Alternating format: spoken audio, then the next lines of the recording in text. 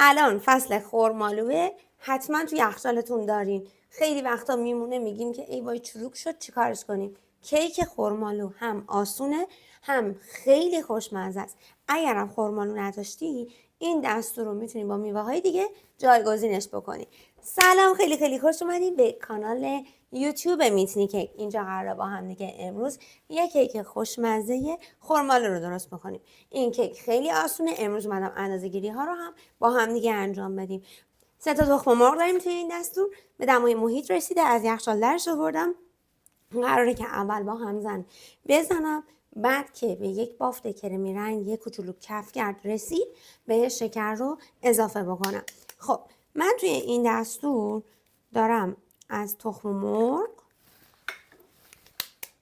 و شکر استفاده میکنم. نکته‌ای که ما همیشه میگیم اینه که میگیم توی قنادی ها وانیل رو به تخم مرغ اضافه نمیکنن، به آرد اضافه میکنن. میتونین وانیلتون رو 2 قسمت بکنین. خب من این رو یک کوچولو میزنم تا کرمی رنگ بشه، یک کوچولو کف کنه، بعد با هم دیگه ادامه مراحل رو انجام میدیم. خب ببین اینجوری پف میکنه، توش هم حباب میزنه. خب توی این مرحله ما باید شکر رو بهش اضافه کنیم. 190 گرم شکر دارم. کاسه رو میذارم روی ترازو، صفرش میکنم. بچه صفر کردنش خیلی مهمه ها.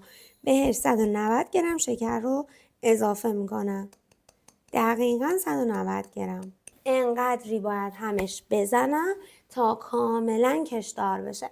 توی این مرحله من 1/4 قاشق چایخوری هم طبق دستور وانیل دارم که البته من توصیهم اینه که این 1/4 رو به آردتون اضافه بکنید. اما برای عزیزانی که اصرار دارن به تخم مرغ اضافه بکنن توصیه میکنم که 2 قسمتش کنن. الان من قسمت اول رو اینجا میریزم، خب نصفش رو نگه داشتم، اوکی، که به آردم علک کنم، چون اصولیش همینه. حالا به این ماده‌ای که ببین اینجوری کفکیه کف کرده قشنگ، بهش شکرم رو اضافه میکنم. انقدری میزنم تا کامل کرمی رنگ و کشدار بشه.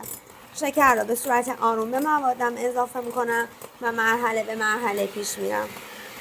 دور همزن رو زیاد میکنم.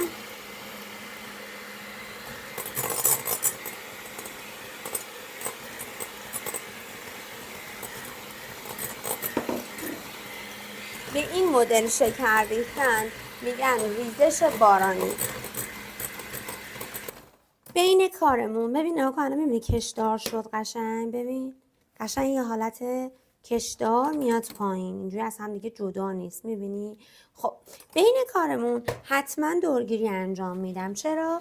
چون قراره بوی زخم تخم مرغ داخلش نمونه و اگر مواد کامل با هم دیگه زیر و رو نشدن، یک بار کامل از زیر مواد رو به رو میارم، دور ظرفم رو یک دست میکنم، تمیز میکنم.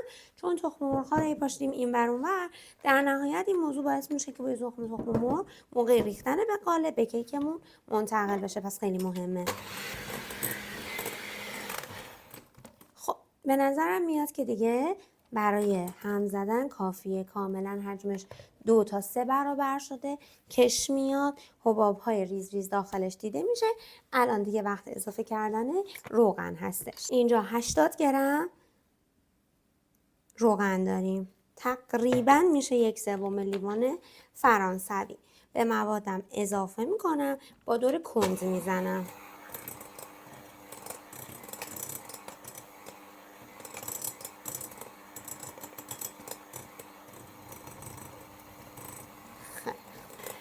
مواد من که یک دست و مخلوط شد، ببین یه ذره رقیق تر شد. روغن کامل به خورده کیکم رفته و حالا نوبت میرسه به مواد خشکم. توی این مرحله من آرد دارم، 250 گرم آرد هستش و بهش مابقی مواد خشکم مثل بیکینگ پودر و پودر دارچین و اینها رو هم اضافه میکنم. خب من 250 گرم آرد رو اندازه میزنم. هر لیوان فرانسوی بچه ها 120 تا 125 گرم آرد هستش، یعنی حدوداً 2 لیوان فرانسوی شد. خب این اضافهش رو برمیدارم. وانیل بیکینگ پودر دارم. من یه بخشی از وانیلم هم نگه داشته بودم برای اینکه اینجا به آردم اضافه بکنم، پس یادم نمیره اونم هست. خب 1 قاشق چای خوری هم بیکینگ پودر هست. 2 قاشق چای خوری هم دارچین دارم. برای اینکه طعم موادمون بهتر آزاد بشه، یک کوچولو نمک، ما بهش میگیم 1 پنج، به اندازه‌ای که دستتون میکنین تو نمک میریزه رو مواد، اینجوری بهتر در واقع مواد عطرش آزاد میشه. این رو حالا به کل مایه کیکم الک میکنم. توی 2 مرحله این کار رو انجام میدم، حواستون باشه چون خیلی مهمه که این کار 2 مرحله انجام بشه، وگرنه کیکتون حالت تسمه پیدا میکنه. میتونید با همزن دور کند بزنید یا با لیسک. بقیه آردم رو اضافه میکنم و کلش رو الک کردم. به صورت کامل از زیر به رو میارم موادم رو و سعی میکنم آرد به صورت یک دست داخلش پخش بشه.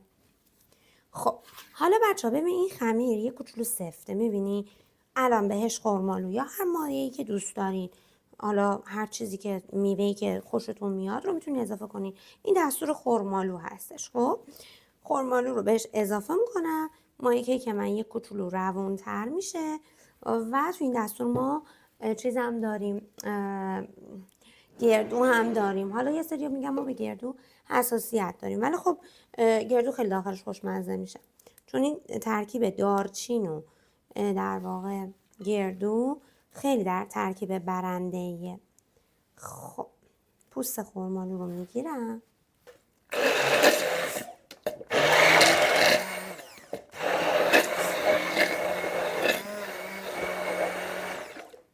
خب به اندازه نصف لیوانه اینجا چکش میکنم، نصف لیوانم رو دقیقا نصف لیوان شد. اوکی ببین اینو حالا به مایم اضافه میکنم،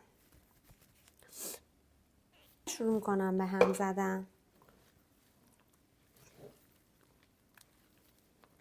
بچه ها سعی کنین توی هم زدنتون به صورت یک جهت هم بزنین که پف موادتون نخوابه، اذیتتون نکنه. بچه ها بوش واقعا خوبه و بوی خیلی جذابی از چیز میده، ترکیب دارچین و خرمالو، اصلا یه چیز خیلی خوشمزه نگم براتون، حتما درستش کنین. و اینم شد ببین غلظت ماده من. حالا من توی این مرحله بهش گردو اضافه میکنم و میریزمش توی قالب. این مرحله من یک کاغذ روغنی کف قالبم میندازم. بچه‌ها معمولا کیک های میوه‌ای یه موضوعی که دارن این هستش که بهتره وسطشون خالی باشه، یعنی اگر از قالب های حفره‌دار استفاده کنی خیلی بهتره که وسطش سنگین نشه و خمیر بشه. اگر مثل من نداشتین میتونین از یک ظرفی وسطش استفاده کنین، این رو وسط ظرف بذارین و مابقی خمیر رو داخلش بریزین. اینجوری اگر انجام بدین شما انگار کار قالب حفره‌دار رو انجام دادین و دیگه وسط کیکتون سنگین نمیمونه. خب سعی کنین که کیک رو یک جا نریزین. من این دستمه دارم کثیف کاری میکنم. خب یه لحظه اجازه بدید بچه‌ها، این خمیر انقدر سنگین هستش، خمیرهای میوه‌ای که راه میره قشنگ توی چیز. خب من اینو کامل بریزم.